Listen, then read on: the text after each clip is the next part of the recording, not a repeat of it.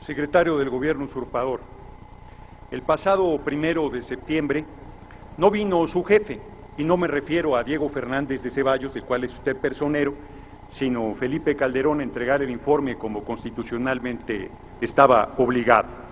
Y ahora nos mandan a sus empleados a que los escuchemos durante más de 10 minutos sin que digan absolutamente nada. Ayer simplemente recibimos la noticia de que habían sido asesinados 10 personas, 3 heridos en un centro de rehabilitación de Chihuahua.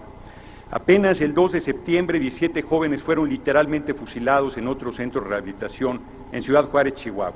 No es excepción, es una constante: descabezados, secuestros, asesinatos políticos, y de todo eso el secretario del Gobierno de facto no dice absolutamente nada.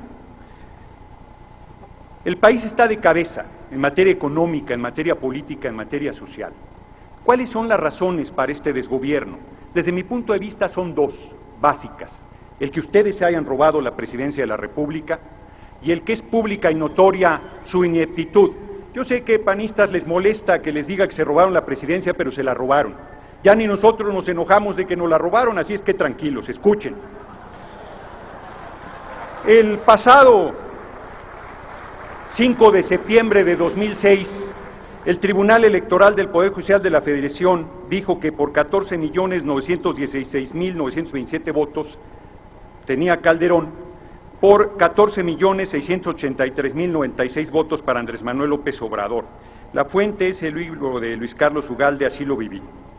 El propio Ugalde reconoce en el citado libro: López Obrador tenía una responsabilidad como candidato que obtuvo 15 millones de votos y que representaba para muchos la oportunidad de una vida mejor, página 288. Luis Carlos Ugalde reconoce 15 millones de votos, que son más los que se le reconoce a Calderón, así es que le traicionó el subconsciente a Luis Carlos Ugalde y reconoce que Andrés Manuel López Obrador ganó la presidencia. Pero dice más: cuando concluyó la ceremonia, y se refiere a cuando se entregó la constancia de mayoría, nos condujeron a nuestros vehículos por el estacionamiento de atrás.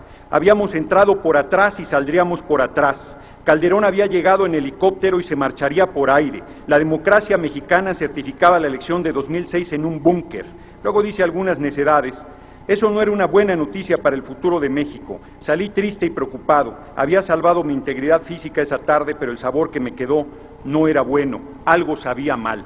Luis Carlos Ugalde reconoce la polarización, el envenenamiento, el clasismo, el racismo que sembraron para tratar de ganar la presidencia, y así la ganaron. Es parte de la explicación de la descomposición actual del país, es parte de la polarización que se vive, es parte de la imposibilidad de encontrar un punto de conciliación hasta este momento.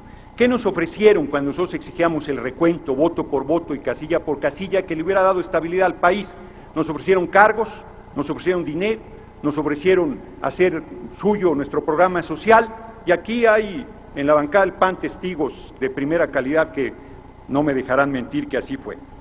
Por otra parte, en cuanto a la pública incapacidad del gobierno usurpador, pues están todos los datos. Está militarizado el país, más de 40,000 efectivos en todo el territorio nacional, porque desde un principio en Los Pinos el crimen desorganizado quiso enfrentar al crimen organizado y ha perdido todas las batallas, como consta en todos los medios de comunicación. Pero como su jefe es Gabino Barrera y no entiende razones y anda en la borrachera, insiste en que van ganando la lucha contra el narcotráfico, insiste en que estamos en Calderolandia y que vivimos en la felicidad. El propio secretario del Gobierno de facto acaba de decir que hay avances democráticos cuando vivimos el peor retroceso democrático que hay en la vida del país. Voy a dar algunos datos: caída del Producto Interno Bruto 10.3%, la tasa de desocupación aumentó en 6.1%, la cifra del indicador global de actividad económica pasó de 0.9 a menos 8.1. La crisis económica es de tal tamaño que la pobreza alimentaria se incrementó en 18.2%, 7.5% cayó el consumo en el primer trimestre de 2009 y la canasta básica se incrementó en 14%. 19.5 millones de mexicanos están en pobreza alimentaria y todavía sí quieren subir impuestos, 2% de IVA, alimentos y medicinas, de 28 a 30 el impuesto sobre el producto de la renta, aumentarle el gas, la gasolina y la luz. No tienen vergüenza, la verdad sea dicha. Y todavía se podrá preguntar el secretario del gobierno de facto, ¿y yo qué si no soy el secretario de Hacienda? Es que esa es parte de la explicación de la violencia, la inseguridad y la inestabilidad que hay en el país, pero por lo que vemos tampoco está muy claro que sea el secretario de Gobernación.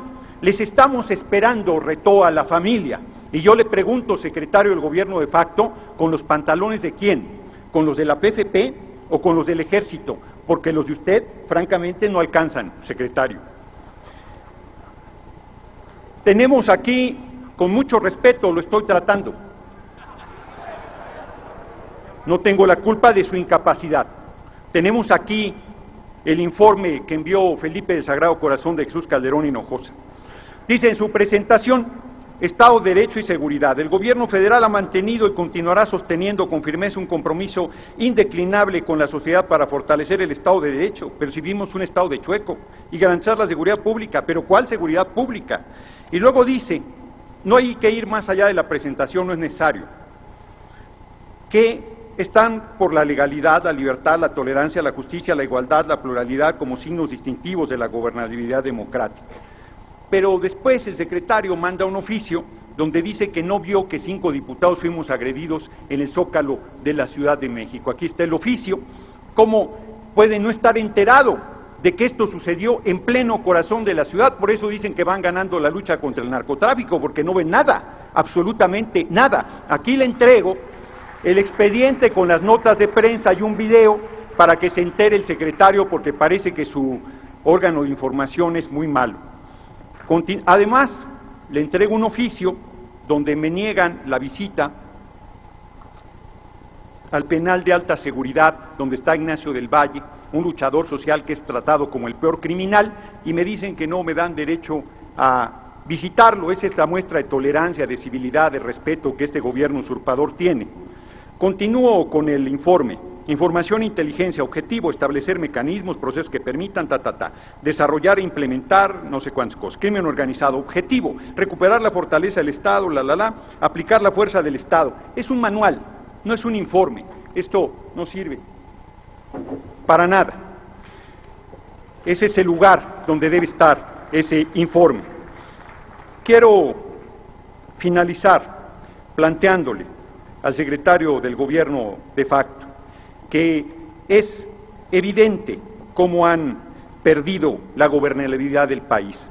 La única manera en que puede volver paz, estabilidad, unidad, es que renuncien a lo que se robaron, a la presidencia de la República. Se necesita un gobierno de transición plural, que dé paso al país que se necesita, un país de libertades, un país de oportunidades, un país de igualdad, del que nos sintamos orgullosos. Hoy este país es un país que parece un país de quinta, por abajo de países sumamente subdesarrollados. La anterior grandeza de nuestra nación está perdida por la enorme incapacidad, por la rapacidad, por la corrupción, por la intolerancia, por la prepotencia, por los negocios hechos al cobijo del poder. ¿De qué nos vienen a hablar estos funcionarios? ¿De qué México vienen a plantearnos si se nos está yendo el país entre las manos y se cae a pedazos? ¿Cómo pueden tener la cara dura de venir a decir nada y de venir a hablar de Estado de Derecho, de democracia, de igualdad, cuando violan derechos humanos de manera sistemática y permanente? ¿De qué están hablando, secretario del gobierno usurpador? ¿Cómo es posible que no tengan ni un mínimo de decencia, ni un mínimo de decoro, ni un mínimo de responsabilidad? ¿Cómo es posible que deshonren a los fundadores de su partido, a la historia importante de aportación a la democracia que dieron este país y a la cual le han dado la espalda? Porque usted es hijo de esos hombres que hoy se morirían de vergüenza de ver que sirve a un usurpador, a alguien que se robó la presidencia, a alguien que no puede hacer contacto con la gente, que tiene que estar todo el tiempo rodeado de un aparato mal llamado de seguridad que viola derechos y garantías constitucionales. Quiero decirle con toda firmeza y con toda claridad que los vamos a seguir combatiendo de manera pacífica y legal hasta que se vayan, hasta que regresen lo que se robaron, la presidencia de la República, insisto, para que pueda haber paz, estabilidad, unidad, armonía y concordia en nuestro país. Es un honor luchar con Obrador. Muchas gracias, diputados y diputadas. Gracias.